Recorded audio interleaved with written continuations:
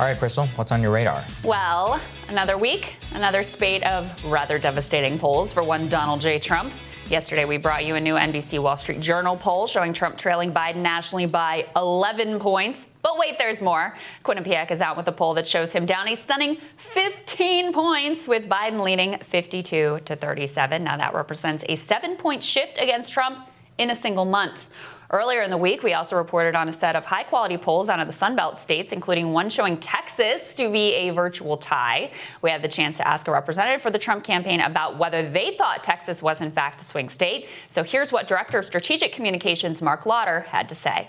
Not worried about Texas in the least. A lot of these polls that I've seen in recent weeks are just flawed in their methodology, including one of them I saw last week that oversampled Democrats by 5%, undersampled Republicans by 5%. And so it was just completely off in its model. And so all of our data shows that President Trump's running very strong in Texas. Off in its model. Now, that's become a sort of standard response for the Trump campaign. They routinely claim that the public polls are wrong and that their internal data paints a much different picture. In fact, you might recall that back in early June, when CNN released a poll showing a 13-point Biden lead, which looked at the time to be an outlier and now kind of looks like it was a leading indicator, the Trump team went so far as to commission a polling memo in an attempt to discredit that poll. They even demanded an apology from CNN. Of course, they're never willing to share their own internal numbers, so it's hard to judge the veracity of their claims. But look, pollsters were wrong in 2016, leaving virtually everyone caught off guard by the end result. Could they be missing the mark significantly again?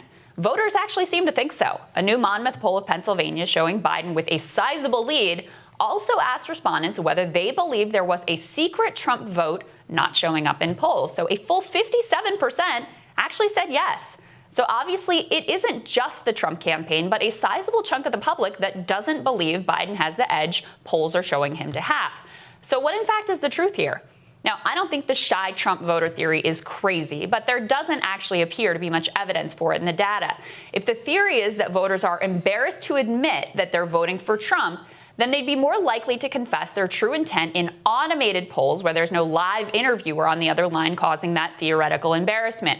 So Harry Enton over at CNN crunched the data on this late last month and found no real split in the data of live interviewer polls versus online polls and other automated methods. So that would seem to undermine the shy Trump voter theory.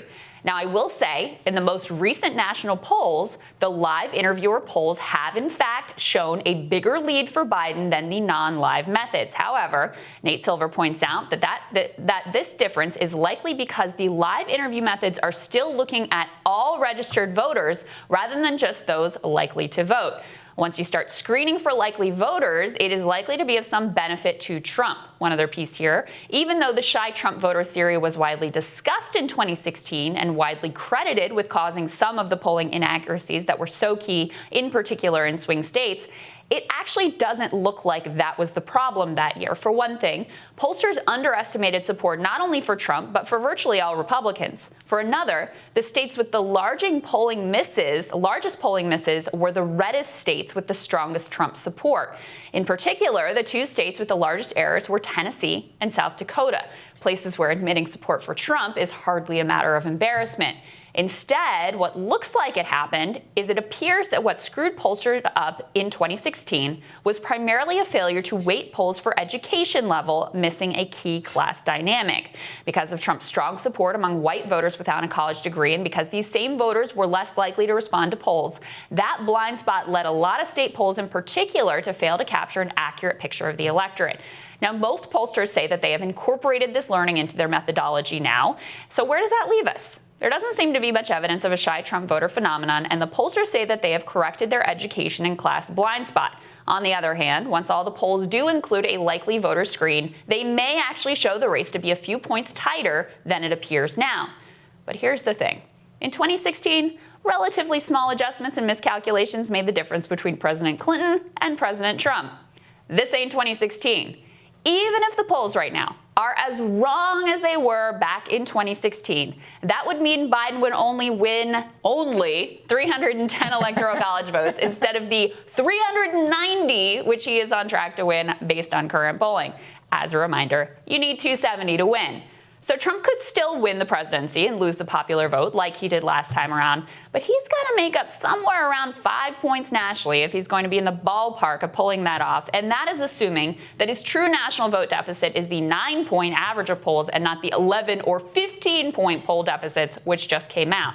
I don't know if the Trump team is believing their own hype about unskewing the polls, but it's not complicated to see what's going on here. 70% of Americans think that the country is on the wrong track. Whether it's by 8 points or 10 points or 15 points, Trump is losing in a pretty stunning manner. We could be looking at a landslide election of the type that, frankly, I didn't think we're going to see again in our politics anytime soon. They should probably spend less time on denialist spin and more time on actually convincing the American people that he deserves a second term. And Sagar, it's entirely possible that pollsters are missing some key dynamic here, right? The biggest risk is that so few people respond to polls at this point, and that creates a real risk, and we should all be clear. No one should be taking these polls as like, this is the gospel truth. But when you're this far out of the game, it really doesn't matter if they're off by a couple points in key states even here or there. Yeah, no, exactly. And actually, that's the other thing. Okay, let's say the national polls are all flawed. Fine. You want to go state by state?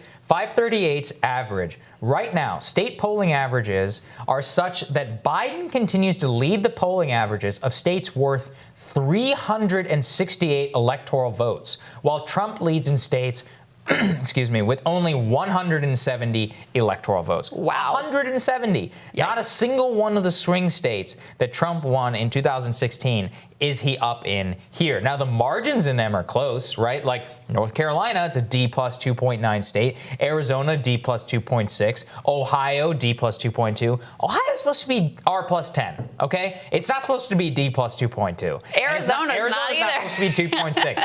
Arizona's supposed to be R plus 10. So again, it's like you're looking at this. Yeah, I think Trump will probably squeak out a win in Arizona. I do. And if he didn't, then he's gone. Done. Yeah. Right? Like, gone. Yes. But the rest of it, it's like you go state by state, you go through all of this. Biden is up by 9.1 points in 538's average, 8.6 in the Real Clear Politics average. You have to look at this holistically. Hillary was never up by this much. Biden is up double by what Hillary was. And on the state by state level, it's even better for Biden. And I think for a while, and you can tell me what you think about this, there was a bit of a belief among Trump and some of his closest advisors that like, oh, we're really doing better. And they were kind of believing their own hype about the polls are way off. But when you see the campaign actually shaking up, Brad Parscale being demoted and Bill Stepien coming in, it's an indication that they do actually get that things are not going well. However, shaking up the campaign staff is really not the problem, right? That is not the issue. You have to actually address what it is that people feel is going wrong in the country. And it's not a matter of like massaging the messaging here. We're way beyond that. I'm just looking at here on the Trump campaign state of the race. This is Bill Stepien's first statement as the campaign manager. Here's what he says. If we win more days than Joe Biden wins, President Trump will be elected. We will expose Joe Biden as a hapless tool of the extreme left and contrast his failures with the undeniable successes of President Trump. The same media polls that had the world convinced Hillary Clinton would be elected in 2016 are trying to do the same trick again in 2020. It won't work. Not a different tune, frankly. If I was Stepien, what you would do is you would step in and immediately, no more unskew the polls nonsense, no more Joe Biden is a hapless tool of the left, except on a few issues which do matter and are true 50-50s in the American public, probably abortion, and especially to keep up your evangelical base. What you would do every single day is be like, Joe Biden is a tool of the corrupt system that got us to where we are today. The pandemic, we were not able to effectively respond as well as we could have because of policies that Joe Biden put into place. The reason that the economy was so vulnerable in the first place is because of the things that Joe Biden put into place. I would hammer that home every single day until Election Day. I have not heard that maybe once, unless I bring it up. That same Mark Lauder interview, I was like, how do you guys get outflanked on Buy American? And then he like regurgitated some 2016 talking points about NAFTA. And I was like, where has this been? You basically had to like force them into it. If I watch cable news, I don't see a single Trump spokesman saying any of the things that I just said, or even what I had to drag out of Mark. Right. And what shows to me is they don't understand what's going on. They truly don't understand why he won. They in the don't first understand place. why he won, and that's the thing. And so, yes, that is the right framing for Biden. I mean, to me, it's so obvious. Like, the playbook from 2016 against Hillary is the same playbook that you run against Biden. Right. It's not particularly complicated.